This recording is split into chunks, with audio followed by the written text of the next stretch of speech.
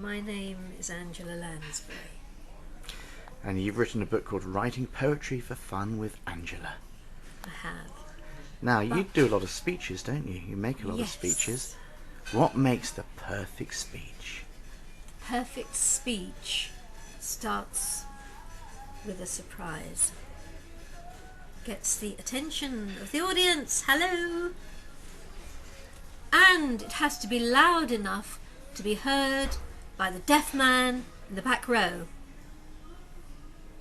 And then it has to be going somewhere. And my speech will be going somewhere because it will be telling you to read my poetry books, it will be telling you to look at me on YouTube, and it will be telling you to join my Facebook fan club where I will write you a poem. What should we look for in a good speech? It should be personal and come from the heart. It should be sincere, it should be interesting, it should be original, and it should have something for you. And what I'm going to tell you is how you can impress anybody when you are called upon to speak on stage. Go on, Angela, tell us. Whether it's for business, to promote something, or simply to put your point of view, because it's amazing how often you arrive at a place and the speaker hasn't turned up, and that is your chance to promote something that you want to promote. So don't waste it. You can carry your little plan of your speech and your prop in your handbag, or if you're a fella and you don't have a handbag yet, somewhere else. Never mind where, but you can carry it with you every time. And then on the one occasion when you need it, it's there. Now, it happened to me. On the day of the London bombing, my writing group was expecting a speaker who couldn't reach us because the transport was not working. And we all sat there, and I went and spoke to the leader of our group and said, could I give a 10-minute speech? And he said yes. And everybody was astounded that I had a speech prepared and ready, complete with the props, and they couldn't believe it. And I spoke without notes because I had already prepared my speech. And that's what anybody can do. I can do it, you can do it. Anybody? Anybody. If they go to Toastmasters, they must go to Toastmasters. Tell me about Toastmasters. Toastmasters is wonderful. I belong to Toastmasters. I've been to I'm a member of 2 Toastmasters groups in London, and I've been to half a dozen others. I've also been to several in Singapore, where I was a member of one, and I went to all the groups in Shanghai. When I was there for a week, I went to a different one every night. I just went on the internet and looked them up. And you can go anywhere in the world and go to a Toastmasters meeting for free if they have one. And what can we learn at a Toastmasters meeting?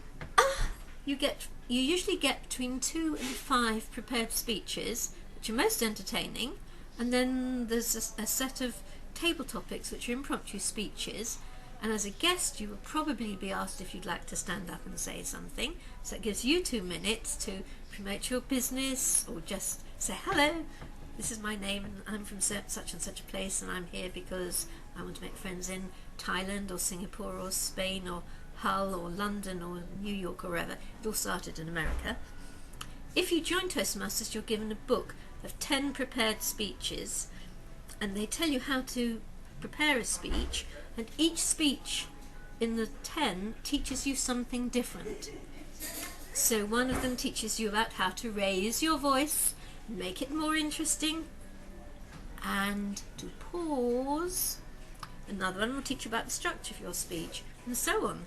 And you get ribbons. I've got 21 ribbons. 21? All hanging on my wall. You get a ribbon for your first speech, and a ribbon for your 10th speech, and a ribbon if you're the best speech of the evening, and a ribbon for evaluating somebody else's speech and say why you liked it, and very tactfully how they might improve it, and then congratulating them at the end. And I do that.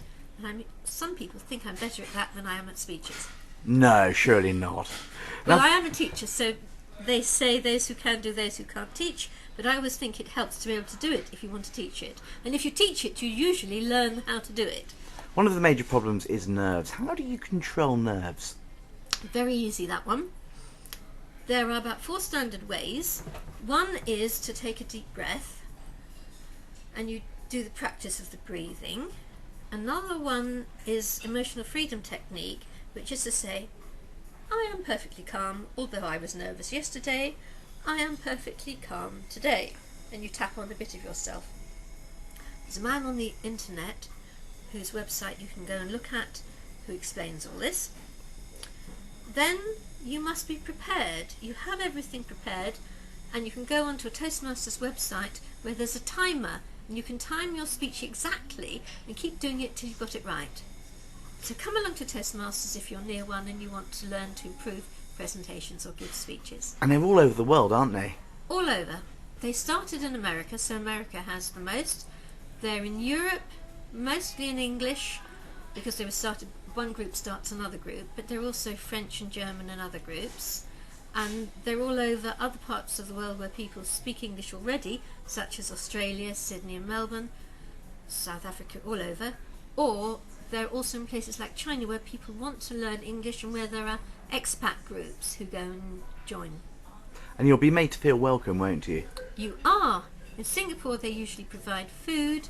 In England sometimes they meet at pubs. They usually have a Christmas party, a summer party, and they usually have a break. If they're in a pub, they'll have a break for a drink and you socialise and get to meet people. They're a great opportunity to meet other people, even if all you want to do is go along and listen to them doing the talking. So you'd say get down to your local Toastmasters club now. Yes. And if you're like me and you don't play tennis, go to Toastmasters. Thank you, Angela Lansbury. It's been a pleasure talking to you. I haven't finished. You've got more. I've got more. Your end of your speech must always, don't get yourself get cut off. You have a call to action. My call to action is, look at my books online. They're sold through Lulu. Go to my website and join my Angela Lansbury author, writer fan club, and I'll write you a poem. And look at my other videos on YouTube, courtesy of William, my great friend from Toastmasters. Thank you, Angela. You're an amazing woman, very inspirational to so many. Thank you for talking to us. Take care.